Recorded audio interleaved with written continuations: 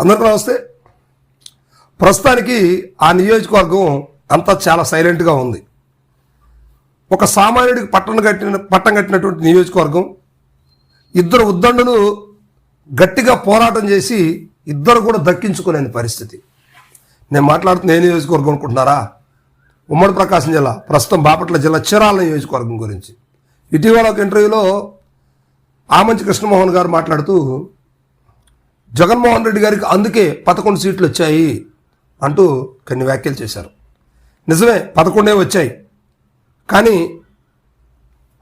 అందులో పోటీ చేయడానికి కూడా అర్హత సాధించుకోలేకపోయినటువంటి వ్యక్తి ఆమంచి కృష్ణమోహన్ గారు. ఎందుకంటే ఈయన చీరాల నియోజకవర్గంలో కీలకంగా వ్యవహరించేటువంటి వ్యక్తి. సొంత నియోజకవర్గం చీరాలంటే తనకు ప్రాణం.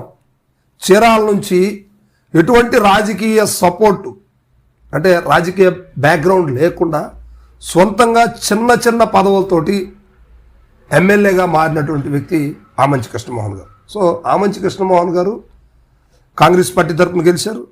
అదేవిధంగా ఇండిపెండెంట్గా కూడా గెలిచారు. 2014 ఎన్నికల్లో ఇండిపెండెంట్గా గెలిచారు. ఆ తర్వాత తెలుగుదేశం పార్టీతో కలిసి పనిచేశారు. 2019లో వైసీపీ తరఫున పోటీ చేశారు, ఓటమి పాలయ్యారు. ఎందుకంటే వైసీపీ గాలి అంతా వీసినా కూడా చీరాల్లో వైసీపీ గాలి వీయలేదు. తెలుగుదేశం పార్టీ అక్కడ గెలవటం జరిగింది, కానీ అధికారం కోల్పోయింది టీడీపీ పార్టీ. 151 సీట్లతోటి వైసీపీ బంపర్ మెజార్టీతో గెలవటం. సీనియర్ నాయకులు, తెలుగుదేశం పార్టీకి కీలకమైనటువంటి నేత, పొలిట్ బ్యూరో సభ్యుడు, మాజీ ఎమ్మెల్సీ, మాజీ ఎంపీగా ఉన్నటువంటి వ్యక్తి కరణం బలరాం కృష్ణమూర్తి గారు కూడా వైసీపీలోకి రావడం జరిగింది. సో దీన్ని పురస్కరించుకొని అప్పుడు తెలుగుదేశం పార్టీలో చాలామంది వైసీపీలోకి రావాలని చూసినప్పుడు కూడా జగన్మోహన్ రెడ్డి గారు కాదన్నారు. అప్పటికే భారీ మెజార్టీలు ఉన్నాయి, ఆగిపోయింది. సో మొత్తం బలరాం గారిని మాత్రం వైసీపీలోకి ఆహ్వానించాడు జగన్మోహన్ రెడ్డి గారు. సో ఆ తర్వాత ఆమంచి కృష్ణమోహన్ గారికి ముందు చూస్తే నుయ్యి, వెనక చూస్తే గొయ్యి. అప్పటి వరకు ఎటువంటి ఇబ్బందులు లేవు, కానీ అప్పటి నుంచి కరణం ఫ్యామిలీకి, ఆమంచి ఫ్యామిలీకి కొంచెం డిస్టర్బెన్స్ మొదలవుతూ ఉంది. ఆధిపత్య పోరులో రాజకీయంగా ఈ పోరు మొదలైంది. ఆమంచి కృష్ణమోహన్ గారు అక్కడ యాక్టివిటీ చేస్తూ ఉన్న పరిస్థితుల్లో ఒకే పార్టీలో ఇద్దరు ఉండటం కష్టం. సో మీరు పచ్చూరు వెళ్ళాలి. తర్వాత 2024 ఎన్నికలకి, 2019 ఎన్నికలకి ఎలా ఉంటుందో చూద్దాం. 2024 కైనా కూడా సీట్ నీకే ఇస్తాను, ఇబ్బంది లేదని చెప్పేసి జగన్మోహన్ రెడ్డి గారు చెప్పడం, ఈయన పచ్చూరు కొన్నాళ్ళు చేయటం, మరలా చీరాలు రావటం, కొంచెం డిస్టర్బెన్స్ నడిచింది. ఈ క్రమంలో నాయకులే కాదు, లోకల్ కీలకంగా ఉన్నటువంటి ఓట్ బ్యాంక్ కూడా కొంచెం కన్ఫ్యూజ్ అయింది. సో ఇది జగన్మోహన్ రెడ్డి గారికి మైనస్ అని చెప్పుకోవచ్చు.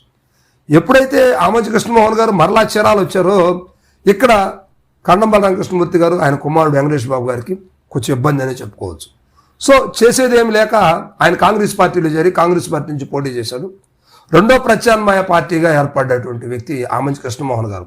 ఆంధ్రప్రదేశ్లో ఎక్కడా కూడా కాంగ్రెస్ పార్టీకి అన్ని ఓట్లు రాలేదు, ఒక చీరాల నియోజకవర్గం నుంచి వచ్చాయి. అంటే ఒక బలమైనటువంటి నాయకుడు, ఒక దమ్ము ఉన్నటువంటి నాయకుడుగా పేరు ప్రఖ్యాతులు సాధించినటువంటి వ్యక్తి. రాజకీయ బ్యాక్గ్రౌండ్ ఎటువంటి విధంగా కూడా లేకుండా ఆయన ముందుకొచ్చి పోటీ చేసినటువంటి వ్యక్తి. వైసీపీ థర్డ్ ప్లేస్లో నిలబడిపోయింది. ఇద్దరు ఉద్దండుల మధ్య ఒక సామాన్యుడు అక్కడ ఎమ్మెల్యేగా గెలిచిన పరిస్థితి. సో ఇప్పుడు చీరాల కొండయ్య గారి హవా నడుస్తూ ఉందని చెప్పడంలో ఎటువంటి సందేహం లేదు.